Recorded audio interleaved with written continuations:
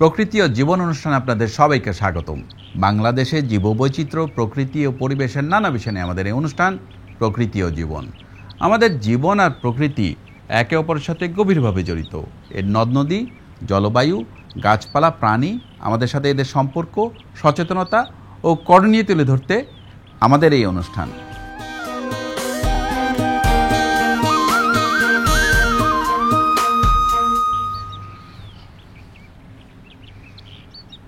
বন্যপ্রাণী সংরক্ষণের জন্য সুন্দরবনে ঘোষিত হয়েছে বেশ কয়েকটি অভয়ারণ্য।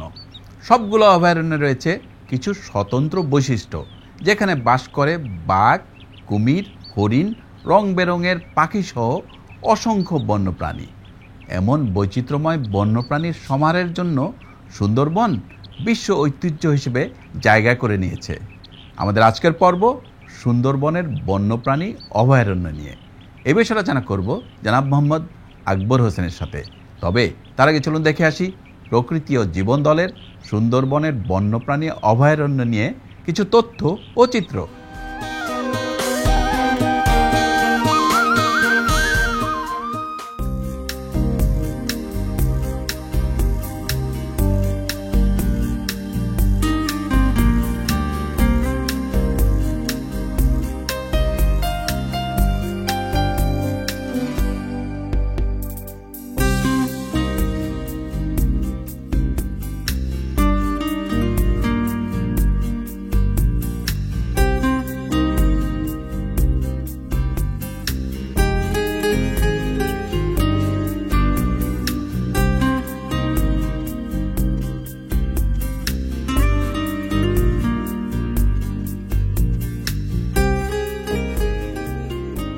গঙ্গা, ব্রহ্মপুত্র, মেঘনা নদীর অবিরাম প্রবাহে বঙ্গোপসাগরের কোলে সৃষ্টি হয়েছে সুন্দরবন।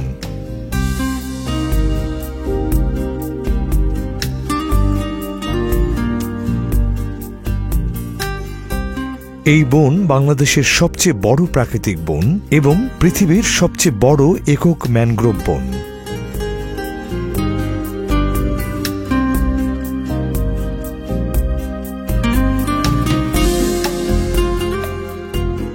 সুন্দরবন বাংলাদেশের প্রায় ৬,০১৭ বর্গ কিলোমিটার জুড়ে বিস্তৃত। এখানে রয়েছে জীববৈচিত্র্যের এক বিশাল সমাহার।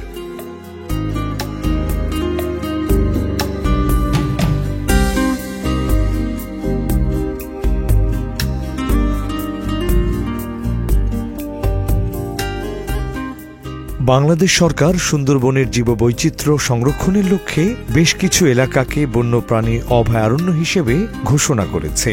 এই অভয়ারণ্যগুলো ছড়িয়ে আছে সুন্দরবনের বিভিন্ন অঞ্চল জুড়ে।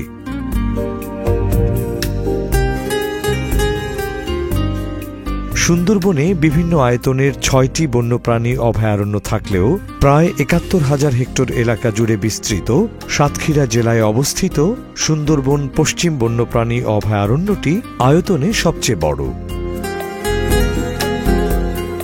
অভয়ারণ্যগুলোতে রয়েছে অসংখ্য ছোট বড় খাল।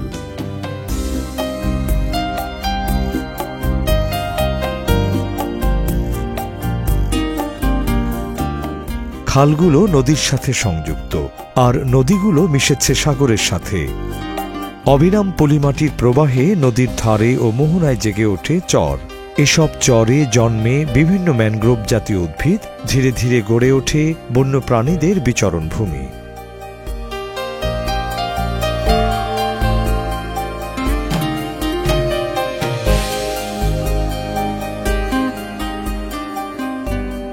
সুন্দরবনের অভয়ারণ্যগুলোতে সুন্দরী প্রাধান্য বিস্তারকারী উদ্ভিদ, এছাড়া গেওয়া, বাইন, ধুন্দুল, পশুর, কেওড়া, কাঁকড়া, হেঁতাল, গোলপাতা সহ বিভিন্ন প্রজাতির উদ্ভিদ দেখা যায়।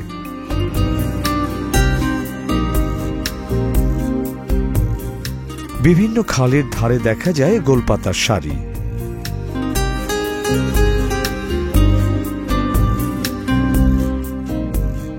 এর সজ্জাবিন্যাস সুন্দরবনে এক অনাবিল সৌন্দর্যের সৃষ্টি করে।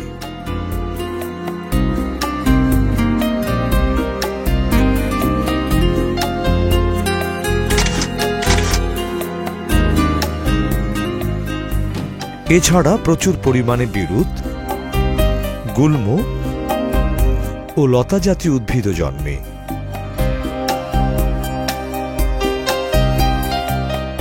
এখানকার পরিবেশের সাথে মানিয়ে নিতে উদ্ভিদগুলো বিশেষভাবে অভিযোজিত হয়েছে।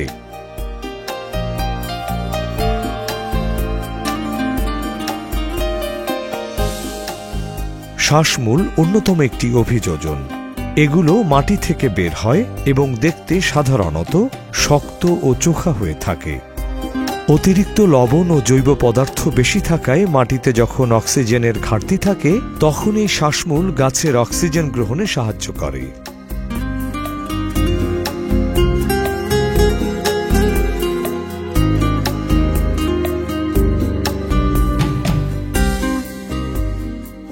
কিছু উদ্ভিদ আবার ঠেসমূলের মাধ্যমে চমৎকারভাবে অভিযোজিত হয়েছে। এগুলো দেহের ভারসাম্য রক্ষা করে।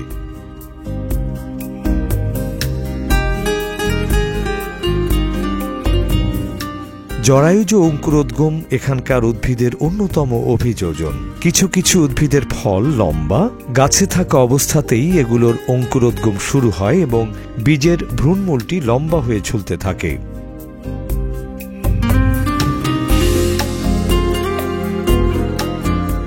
আবার কিছু গাছের ফল পরিপক্ব হলে মাটিতে ঝরে পড়ে এবং জোয়ারের পানিতে ভেসে অন্য জায়গায় জন্মে।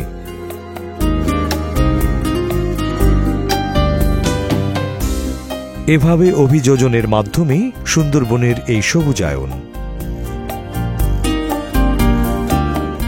এখানকার অভয়ারণ্যের জলাশয়গুলো জলজ জীববৈচিত্র্যের এক বিশাল ভাণ্ডার।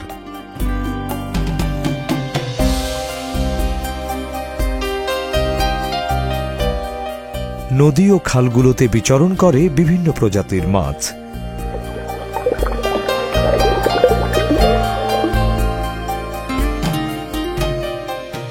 মাছের পাশাপাশি রয়েছে কাঁকড়া, জেলিফিশ, চিংড়ি সহ বিভিন্ন প্রজাতির অমেরুদণ্ডী প্রাণী।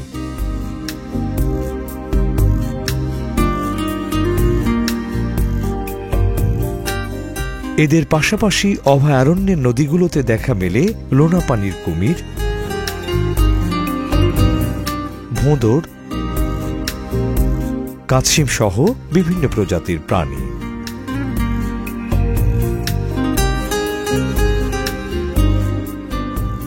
সুন্দরবন শুশুকের অন্যতম আবাসস্থল।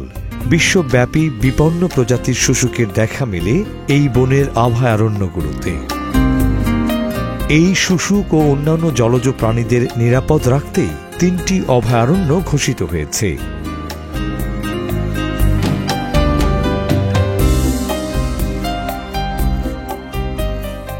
বিভিন্ন প্রজাতির উভচর ও সরীসৃপ প্রাণীদেরও বিচরণ এই সুন্দরবন। এখানে বাস করে পৃথিবীর সবচেয়ে লম্বা বিষধর সাপ রাজগোখরা। এছাড়াও আছে গোখরা, সবুজ বোড়া, কালনাগিনী, অজগর, বড় গুই সহ বিভিন্ন প্রজাতির সরীসৃপ।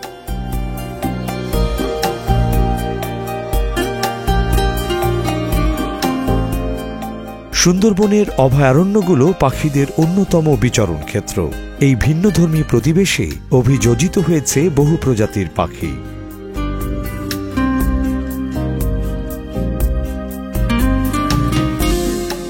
মদন টাক, খয়রা পাখ মাছরাঙা, লাল মাছরাঙা, মেটে মেছো পেঁচা, প্যারা পাখি, প্যারাসুমচা, ধলাপেট সিন্ধু ঈগল, ঝটিয়াল শিকরে ঈগল সহ বহু পাখি প্রজাতি সুন্দরবনের অন্যতম বাসিন্দা।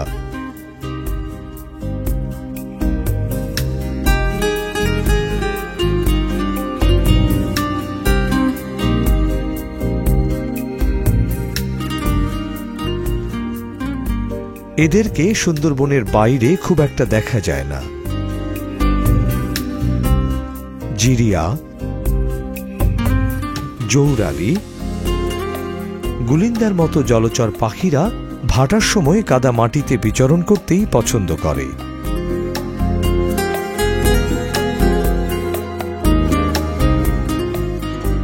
স্তন্যপায়ী প্রাণীদের কিছু প্রজাতির বসবাস এখানে।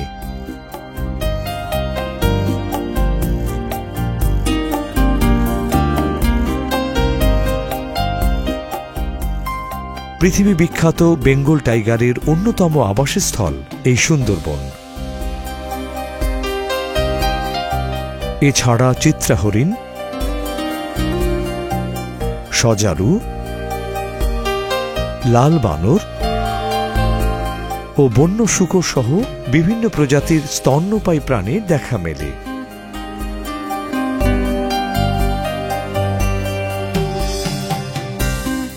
বনের এই প্রাণী ও উদ্ভিদগুলো পরস্পরের উপর নির্ভরশীল, আর এদের এই যুগলবন্দি টিকে আছে হাজার বছর ধরে।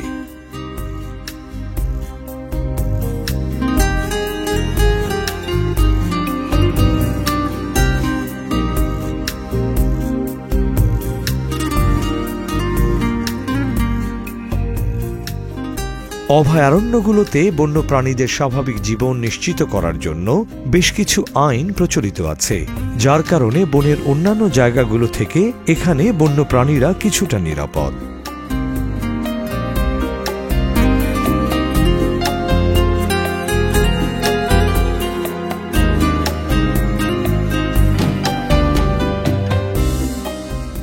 তবে সুন্দরবনের উপর দিন দিন মানুষের জীবন ও জীবিকা বেশি মাত্রায় নির্ভরশীল হয়ে পড়ছে, ফলে প্রাকৃতিক সম্পদের আহরণও প্রচুর পরিমাণে বেড়ে যাচ্ছে।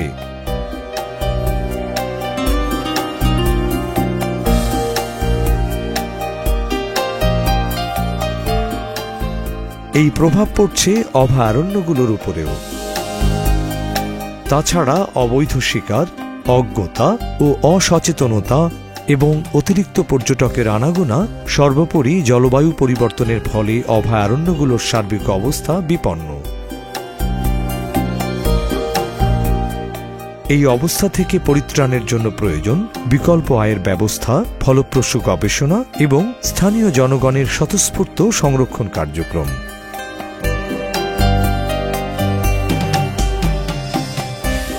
সেই সাথে প্রয়োজন সরকারের টেকসই ব্যবস্থাপনা পদ্ধতির প্রয়োগ। তবেই সগৌরবে টিকে থাকবে আমাদের বিশ্ব ঐতিহ্য সুন্দরবন।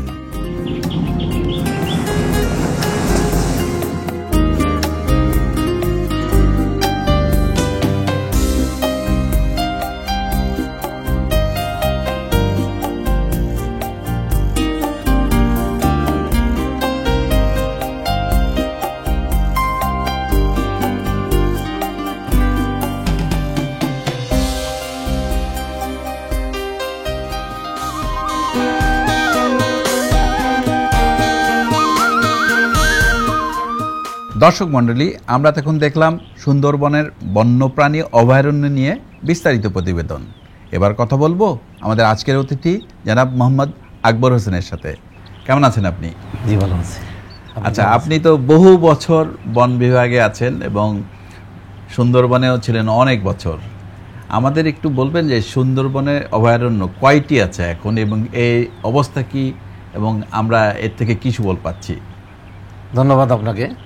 সুন্দরবনকে নিয়ে আমাদের 6টা প্রোটেক্টেড এরিয়া আছে এবং তার বাইরে সম্প্রতি আরেকটা নতুন আমাদের প্রোটেক্টেড হয়েছে, যেটাকে আমরা বলি মেরাইন প্রোটেক্টেড এরিয়া। আচ্ছা, তো সুন্দরবনের যে 6টা প্রোটেক্টেড এরিয়া আছে সেটা আমরা অনেকেই জানি যে সেটাকে আমরা বলি সুন্দরবন পশ্চিম অভয়ারণ্য, পূর্ব অভয়ারণ্য এবং দক্ষিণ অভয়ারণ্য। এছাড়া আমাদের 3টা আছে ডলফিনের জন্য অভয়ারণ্য, আচ্ছা। একটার নাম আমরা জানি, বলি আমরা ওটাকে ডাইংমারি এলাকার জন্য এলাকাটা, চাঁদপাই এলাকার জন্য একটা, এবং দুধমুখী এলাকার জন্য একটা। এই মোট 7টা অভয়ারণ্য সুন্দরবন এবং সুন্দরবনের ঘিরে 7টা অভয়ারণ্য। এই অভয়ারণ্যগুলো আপনার প্রথম শুরু হলো কোন বছরে? বন্যপ্রাণী যে আইন আছে, জি, সেই আইন 1973 সালে প্রথম হয়, যেটা বন্যপ্রাণী সংরক্ষণ আইন। জি। সেই সংরক্ষণ আইনের আওতায় প্রথম হয় 3টা, যে 3টা আমি বললাম, যে সুন্দরবন পশ্চিম, সুন্দরবন দক্ষিণ এবং সুন্দরবন পূর্ব অভয়ারণ্য। এর পরবর্তীতে সম্প্রতি 3 বছর 3 আগে, যেটা ডলফিনকে কেন্দ্র করে হয় 3টা ডলফিন। আচ্ছা, মূলত লক্ষ্যটা কি লক্ষ্য নিয়ে করা হয়েছিল এগুলা? যেহেতু বন্যপ্রাণী আরও সংরক্ষণ হওয়া দরকার বলে মনে হয়, সেই জন্য সেখানে আরো কঠিন ব্যবস্থাপনা করার জন্য, আরো প্রোটেক্ট করার জন্য এই বন্যপ্রাণী অভয়ারণ্যগুলো ডিক্লেয়ার করা হয়েছে। আমাদের এই যেই অভয়ারণ্যগুলো আছে সুন্দরবনে, তার বন্যপ্রাণী এবং এর প্রাকৃতিক সম্পদ সম্বন্ধে একটু বলবেন? আপনারা জানেন যে সুন্দরবন সারা বিশ্বের সর্ববৃহৎ ম্যানগ্রোভ ফরেস্ট। সুন্দরবন বলতে আমরা কিন্তু ইন্ডিয়ার অংশ যেটা আছে সেটাকে সুন্দরবন বলি, বাংলাদেশের অংশ এটাও সুন্দরবন। এখানে কি আমরা বলবো যে ইন্ডিয়ান ভাগে 40%, আমাদের ভাগে 60%? অ্যারাউন্ড এটাই আমাদের আছে। এখন আমাদের এখানে এই 6,000 যেটা আমি বললাম, তার মধ্যে আমরা প্রায় 40,000 হেক্টর এলাকা হইলো আমাদের 3টা সংরক্ষিত এলাকা, যেটা আমি বললাম। এছাড়া যেটা বললাম মেরাইন প্রোটেক্টেড এরিয়া, সেটা সম্প্রতি হয়েছে, আমি বলেছি।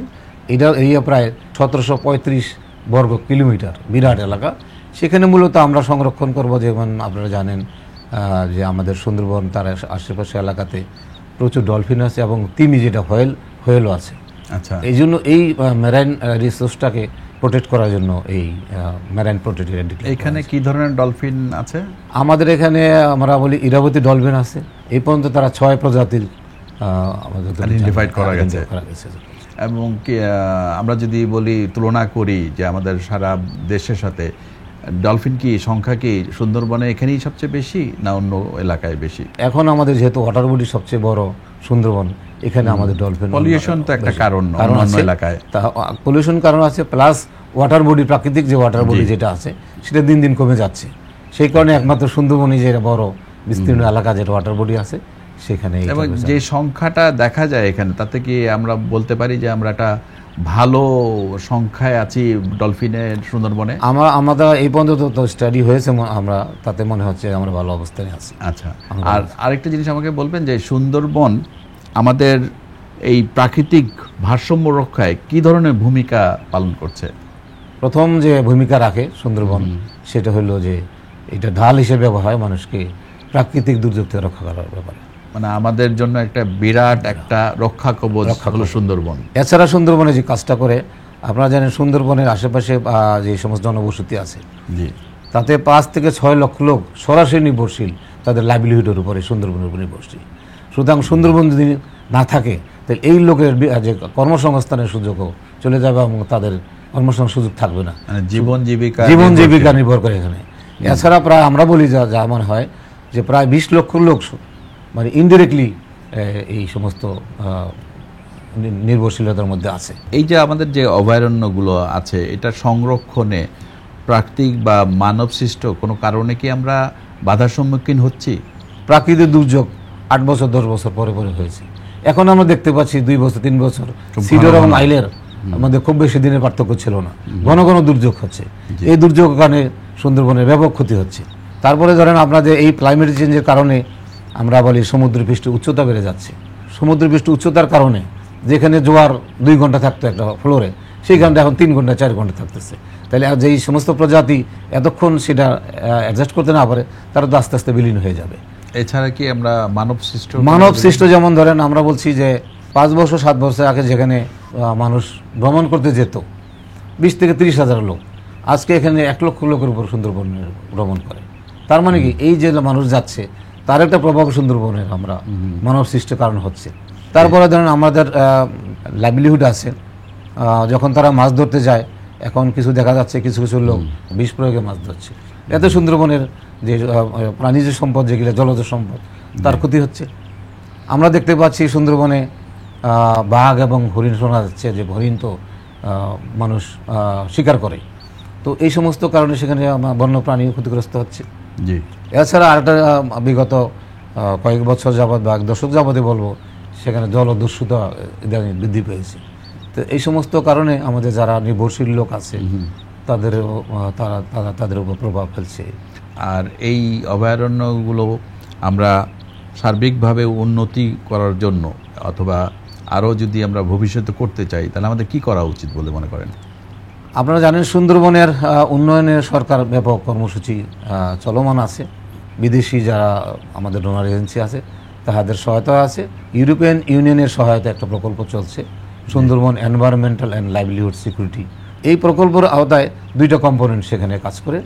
একটা হচ্ছে আমাদের বন বিভাগের অবকাঠামো এবং যোগাযোগ ব্যবস্থা এগুলি ঠিক করা। আরেকটা অংশ হচ্ছে যেটা আমাদের যারা সুন্দরবনের সম্পদের নির্ভরশীল তাদের বিকল্প কর্মসংস্থান বা বিকল্প কাজের ব্যাপারে প্রশিক্ষণ বা তাদের এই ব্যাপারে কাজ করা। এছাড়া আমাদের বিশ্বব্যাংকের সহায়তায় আমাদের একটা প্রকল্প চালু আছে যেটা আমরা বলি SRCW প্রজেক্ট, যেটা সেই প্রকল্পের আওতায় একই রকম আমাদের বন বিভাগের অবকাঠামো এবং যোগাযোগ ব্যবস্থার উন্নয়নের ব্যাপার আছে। আমাদের বিভিন্ন রিসার্চ করার জন্য এই ব্যবস্থা আছে এবং এই রিসার্চ কাজগুলি মূলত দুইভাবে করা হচ্ছে। কিছু কাজ বন বিভাগে হচ্ছে, কিছু কাজ বন বিভাগের বাইরে বিভিন্ন সংস্থা দিয়ে কাজ করবে। এছাড়া এখানে মানুষকে জনকে সচেতনতা করার জন্য ব্যাপক কর্মসূচি এর মধ্যে আছে। আমরা দেখি অনেক ভ্রমণকারী সুন্দরবনে যান প্রতি বছর। এই জন্য কি ইকো ট্যুরিজমকে প্রমোট করার জন্য কি আপনারা কোনো পদক্ষেপ নিচ্ছেন? সুন্দরবনের যে এতদিন যে আমরা করে আসছি ইকো ট্যুরিজম বা আমরা যে পর্যটনের যে ম্যানেজমেন্টটা, এটা খুব আমাদের সেই ধরনের কোনো বিধিমালা বা ছিল না আমাদের। এটার যে ক্যাপাসিটি কীরকম আছে, অর্থাৎ কী পরিমাণ পর্যটক সুন্দরবনে গেলে সুন্দরবনের ক্ষতি হবে না, সেই ক্যারিং ক্যাপাসিটি করার জন্য আমরা কাজ করছি এবং এই কাজটা আমাদের এই SRCW প্রজেক্টের খুলনা বিশ্ববিদ্যালয়ের মাধ্যমে এটা আমরা স্টাডিটা করছি এবং এই স্টাডিটা হইলে আমরা সেই স্টাডির যে ফলাফল আসবে সেই মোতাবেক আমরা সেই আইন এবং বিধিমালা আমরা তৈরি করব। আপনাকে অনেক ধন্যবাদ, অনেক কিছু জানা গেল আপনার কাছ থেকে। ধন্যবাদ আপনাকে। দর্শক মণ্ডলী, প্রকৃতি ও জীবন অনুষ্ঠানের এবারের সেগমেন্টটি হচ্ছে আপনি জানেন কি। চলুন জানা যাক সুন্দরবনের বন্যপ্রাণী অভয়ারণ্য নিয়ে কিছু তথ্য। আপনি জানেন কি 200 বছর পূর্বে সুন্দরবনের মোট আয়তন ছিল প্রায় 16,700 বর্গ কিলোমিটার। বর্তমানে এর আয়তন কমে দাঁড়িয়েছে প্রায় 10,000 বর্গ কিলোমিটারে। সুন্দরবনে প্রায় 400 প্রজাতির মাছ, 8 প্রজাতির উভচর, 50 প্রজাতির সরীসৃপ, 320 প্রজাতির পাখি এবং 49 প্রজাতির স্তন্যপায়ী প্রাণী দেখা যায়। সারা বিশ্বে প্রায় 50 প্রজাতির ম্যানগ্রোভ উদ্ভিদ রয়েছে, যার প্রায় 35 প্রজাতির উদ্ভিদ সুন্দরবনে দেখা যায়। সুন্দরবন এবং এর আশেপাশে বসবাসকারী জনসংখ্যা প্রায় 25 লক্ষ, যাদের প্রায় 5 লক্ষ মানুষ জীবিকা নির্বাহ করে মাছ, মধু, গোলপাতা প্রভৃতি সংগ্রহ করে। আমাদের এবারের সেগমেন্টটি হচ্ছে কুইজ। গত পর্বের কুইজটি ছিল বাংলাদেশের শিল্প বর্জ্যে সবচেয়ে বেশি দূষিত হচ্ছে কোনটি? সঠিক উত্তরটি হল এ, নদ নদী। অনেকেই সঠিক উত্তর দিতে পেরেছেন, তবে লটারির মাধ্যমে নির্বাচিত সঠিক উত্তরদাতা হচ্ছেন তানজিনা আফরিন লোপা, গৃহিণী, ঢাকেশ্বরী রোড, ঢাকা। অভিনন্দন আপনাকে। iExpress-এর মাধ্যমে আপনার ঠিকানায় পৌঁছে যাবে আকর্ষণীয় পুরস্কার। এবারে জানিয়ে দিচ্ছি আজকের কুইজ। আমাদের আজকের কুইজ হচ্ছে সুন্দরবন পশ্চিম বন্যপ্রাণী অভয়ারণ্যটি বাংলাদেশের কোন জেলায় অবস্থিত? এ, বাগেরহাট জেলায়, বি, সাতক্ষীরা জেলায়। সঠিক উত্তর জানিয়ে আগামী রবিবার বিকেল 5টার মধ্যে আমাদেরকে SMS করুন। SMS পাঠাতে আপনার মোবাইলের মেসেজ অপশনে গিয়ে টাইপ করুন POJ স্পেস A অথবা B স্পেস আপনার নাম, ঠিকানা ও পেশা এবং যে কোনো মোবাইল থেকে পাঠিয়ে দিন 6161 নম্বরে। অনুষ্ঠান সম্পর্কে আপনার মতামত জানাতে চিঠি লিখুন। প্রযোজক প্রকৃতি ও জীবন, GPO বক্স নাম্বার 964 অথবা যোগাযোগ করুন 01773 049 049 এই নম্বরে, অথবা ইমেইল করুন info@pojf.org এবং প্রকৃতি ও জীবন অনুষ্ঠানের পর্ব দেখতে ও অন্যান্য তথ্য জানতে ভিজিট করুন www.pojf.org এই ঠিকানায়। শুধু দর্শক, সুন্দরবন শুধুমাত্র জীববৈচিত্র্যের আধারই নয়, একই সাথে এই বন আমাদের জন্য প্রাকৃতিক রক্ষা কবচ হিসেবে কাজ করছে। উপকূলীয় অঞ্চলের অসংখ্য মানুষের জীবন ও জীবিকার অন্যতম উৎস এই সুন্দরবন। তাই সুন্দরবনের বন্যপ্রাণী অভয়ারণ্যগুলো সংরক্ষণ করার দায়িত্ব আমাদের সবার। সুন্দর প্রকৃতিতে গড়ি সুস্থ জীবন, এই আশা নিয়ে শেষ করছি আজকের অনুষ্ঠান। আপনারা সবাই ভালো থাকুন, সুস্থ থাকুন।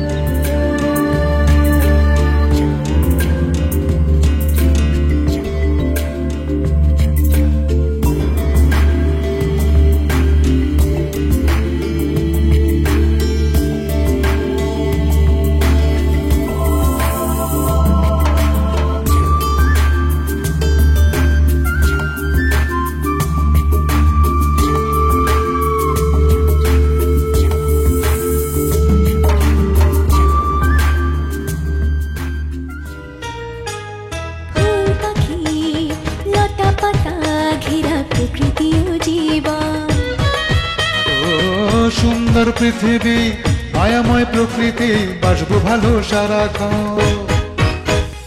চাই চাই চাই সুন্দর পৃথিবী চাই, চাই চাই চাই সুস্থ পরিবেশ চাই। ফুল পাখি লতা পাতা ঘেরা প্রকৃতি ও জীবন। ও সুন্দর পৃথিবী, মায়াময় প্রকৃতি, বাসবো ভালো সারাক্ষণ। এসো হাতে হাত ধরে শপথ করে সুন্দর সুস্থ পরিবেশ গড়ি, সুন্দর সুস্থ পরিবেশ গড়ি, সুন্দর সুস্থ পরিবেশ গড়ি।